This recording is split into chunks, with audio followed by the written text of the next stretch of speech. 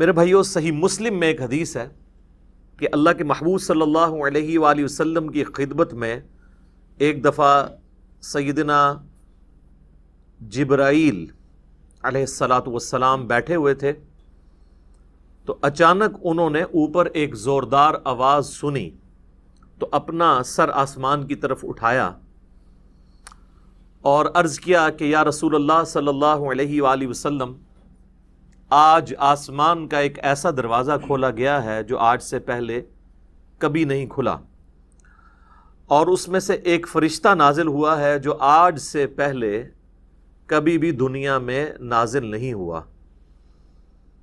پھر اس فرشتے نے اللہ کے محبوب صلی اللہ علیہ وآلہ وسلم کی خدمت میں سلام عرض کیا، اور سلام عرض کرنے کے بعد اس نے کہا کہ اے اللہ کے محبوب صلی اللہ علیہ وآلہ وسلم، میں آپ کو اللہ تعالیٰ کی طرف سے 2 نوروں کی بشارت دیتا ہوں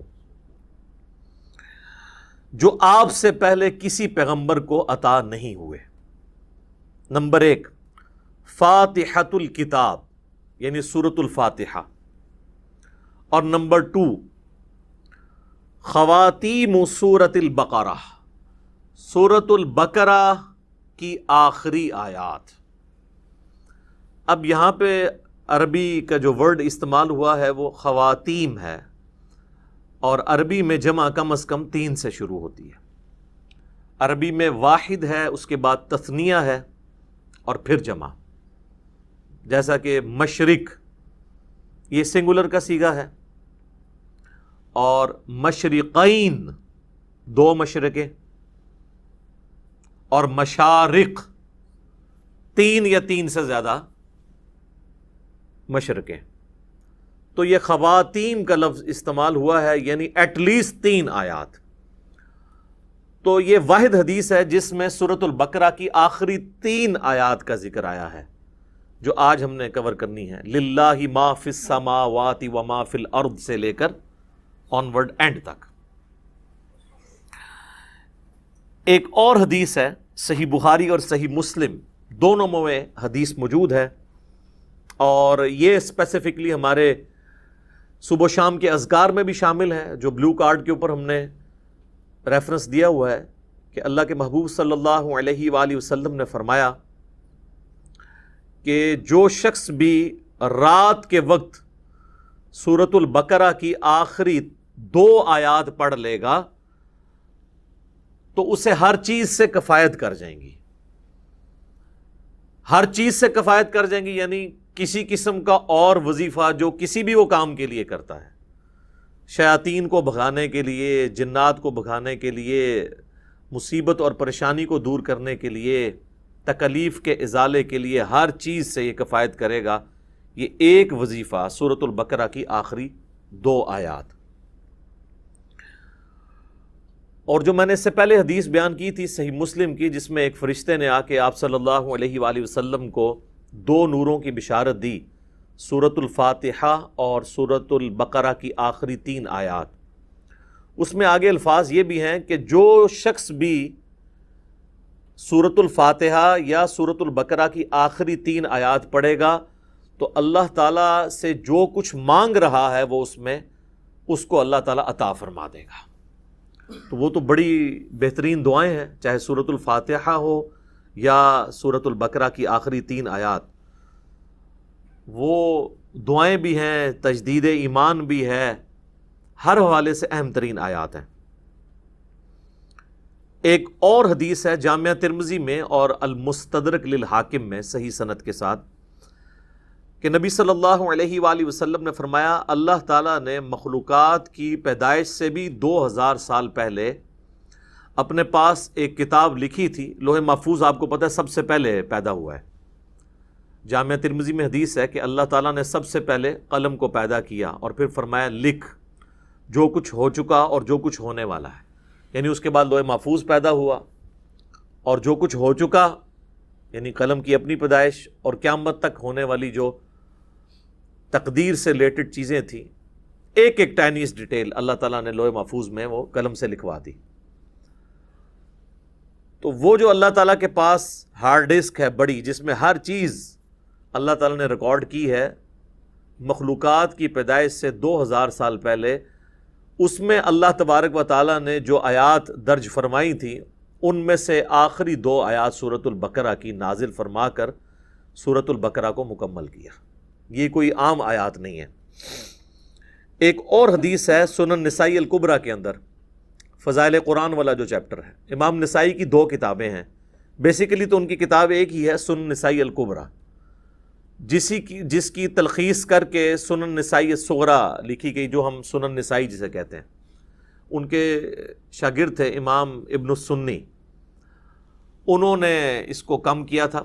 وہ جو اوریجنل کتاب ہے اس میں آلموسٹ 12,000 احادیث ہیں، اس میں کئی ایک چیپٹرز الگ سے بھی اردو زبان میں پرنٹ ہو چکے ہیں۔ وفات النبی ایک چیپٹر ہے، خصائص علی اسی کا چیپٹر ہے، فضائل قرآن اس کا چیپٹر ہے، عمل الیوم واللیلہ صبح شام کے اذکار اس کا چیپٹر ہے، سنن نسائی الکبریٰ۔ اس میں جو فضائل قرآن چیپٹر ہے اس میں یہ حدیث موجود ہے کہ اللہ کے محبوب صلی اللہ علیہ وآلہ وسلم فرماتے ہیں کہ اللہ تعالیٰ نے مجھے اپنے عرش کے نیچے جو خاص خزانہ ہے اس میں سے سورۃ البقرہ کی آخری 2 آیات عطا فرمائیں جو مجھ سے پہلے کسی پیغمبر کو نہیں دی گئیں۔ اور یہ جو آخری الفاظ ہیں نا کہ مجھ سے پہلے کسی پیغمبر کو نہیں دی گئیں، یہ صحیح مسلم میں بھی الفاظ موجود ہیں جو میں نے پہلی حدیث بیان کی۔ ان آیات کی فضیلت کے لیے یہ چیز بھی بڑی اہم ہے کہ یہ آیات اس دنیا میں نازل نہیں ہوئیں اللہ کے محبوب صلی اللہ علیہ وآلہ وسلم پر، بلکہ شب معراج نازل ہوئی ہیں آسمانوں پر۔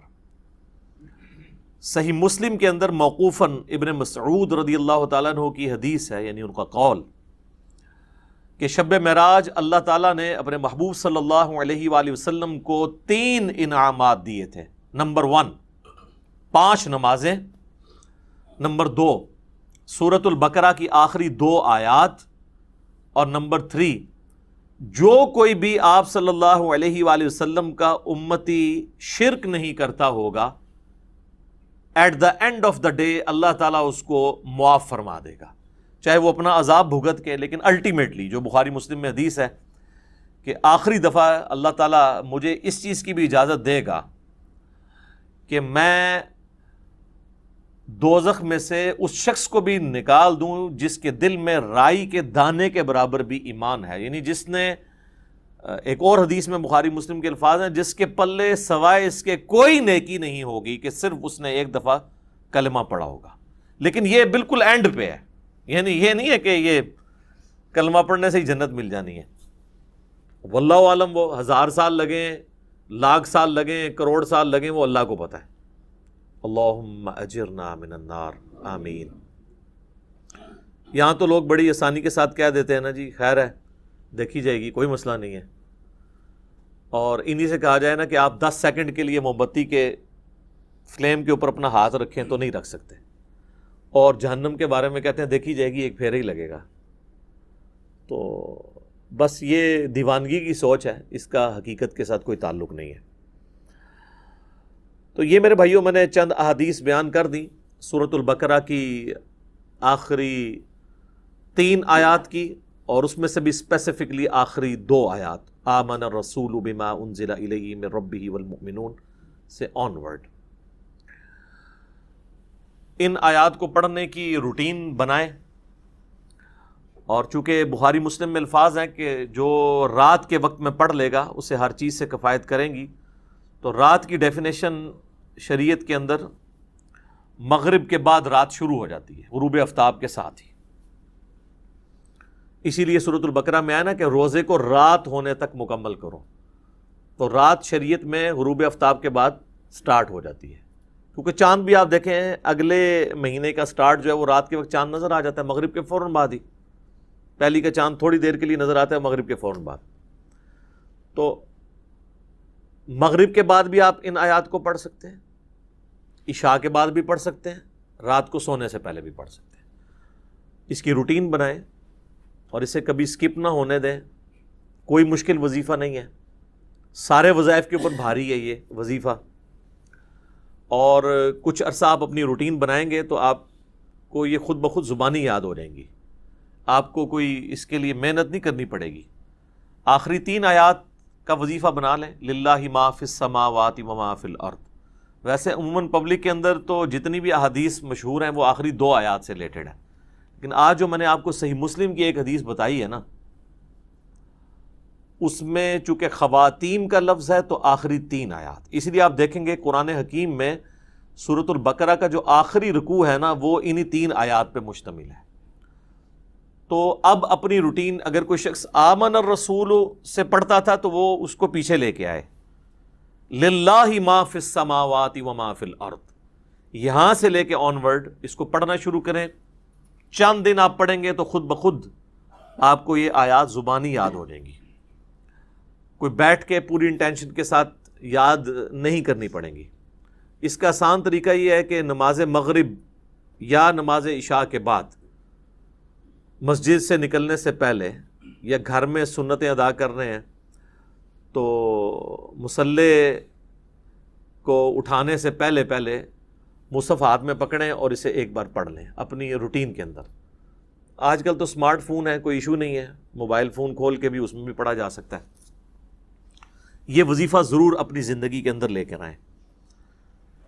اس میں آپ دیکھیں گے کہ سٹارٹ تو اللہ تعالیٰ کی تعریف کے ساتھ ہوا ہے، للہ ما فی السماوات و ما فی الارض۔ اس کے بعد کچھ کریٹیکل چیزیں ڈسکس ہوئی ہیں کہ اللہ تعالیٰ گرفت فرما سکتا ہے، جو کچھ تم دل میں چھپاتے ہو یا ظاہر کرتے ہو، کچھ بھی اعمال ہیں وہ اللہ تعالیٰ اس پہ گرفت کر سکتا ہے۔ انشاءاللہ میں اس کی تفسیر بھی بعد میں بیان کروں گا۔ اور اس کے بعد پھر ایمانیات کا ذکر ہے، جو بیسیکلی 3 مسلمانوں کے عقائد ہیں، عقیدہ توحید، عقیدہ رسالت اور عقیدہ آخرت۔ ان 3 عقائد کی تجدید ہے اس کے اندر۔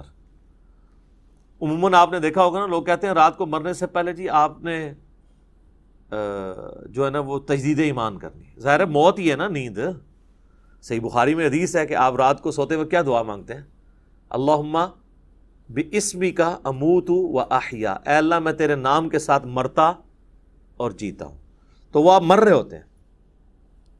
سورہ الزمر کے اندر بھی اللہ تعالیٰ نے فرمایا کہ اللہ تعالیٰ جو ہے وہ رات کو تمہارے نفس کو قبض فرما لیتا ہے، اور جس کی زندگی باقی ہوتی ہے اس کی روح واپس بھیج دیتا ہے، اور جس کو اللہ تعالیٰ نے موت دینی ہوتی ہے اس کی اپنے پاس روک لیتا ہے۔ اچھا، پھر صحیح بخاری میں جو سو کر اٹھنے کی دعا ہے وہ کیا ہے؟ الحمدللہ الذی احیانا بعد ما اماتنا۔ تمام تعریفیں اس اللہ کے لیے ہیں کہ جس نے مرنے کے بعد ہمیں دوبارہ زندہ کیا، کیونکہ موت اور نیند یہ دونوں بہنیں ہیں۔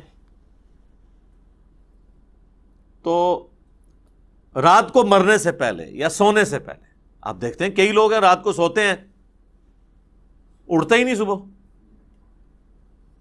تو رات کو سونے سے پہلے ایٹ لیسٹ ایک دفعہ تجدید ایمان کا موقع مل جاتا ہے کہ ہم اپنے ایمان کو ریپیٹ کر لیں۔ اگر دن میں کوئی غلطی سے زبان سے کلمات نکل گئے تو اللہ تعالیٰ کے حضور اپنا ایمان دوبارہ سے رینیو کروا لیں، اور وہی یہ دعائیں ہیں، آمن الرسول بما انزل الیہ من ربہ والمؤمنون کل آمن باللہ وملائکتہ وکتبہ ورسلہ۔ یہ ساری ایمانیات ہیں۔ اس کے بعد دعائیں ہیں اللہ تعالیٰ سے، اور پھر سورۃ البقرہ کا اینڈ ہوتا ہے۔